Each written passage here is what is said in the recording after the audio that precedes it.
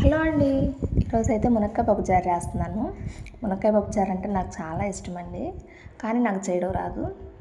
ఈరోజు ఎందుకు చేస్తున్నాను అంటే సాటర్డే అంటే మునక్కాయ పప్పుచారు.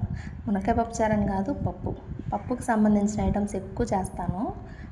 సాటర్డే వస్తే చాలు ఏదో ఒకటి పప్పు ఐటమ్ అయితే ఉంటుంది.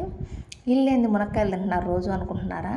మా ఇంట్లో మునక్కాయ చెట్టు ఉందండి, అందుకోసమే మునక్కాయలు ఎక్కువ వాడుతూ ఉంటాము. అంతేకాదు పిల్లలు కూడా బాగా ఇష్టంగా తింటారు. మునక్కాయలు నాన్ వెజ్ బాగా తింటారండి పిల్లలు, అందుకోసమే ఎక్కువ వాడుతూ ఉంటాము మునక్కాయలు. నాకు పప్పు అంటే ఇష్టం అన్నాను కదా, మునక్కాయ పప్పుచారు అంటే. కానీ నాకు అస్సలు చేయడం రాదు.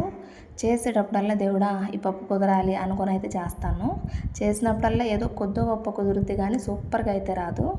మా అత్తయ్య గారు చేసేటప్పుడు ఎప్పుడు వంట దగ్గర నిలబడతాను, ఎప్పుడు చూస్తాను. కానీ నాకు ఆ పప్పు చేయడం రాదు.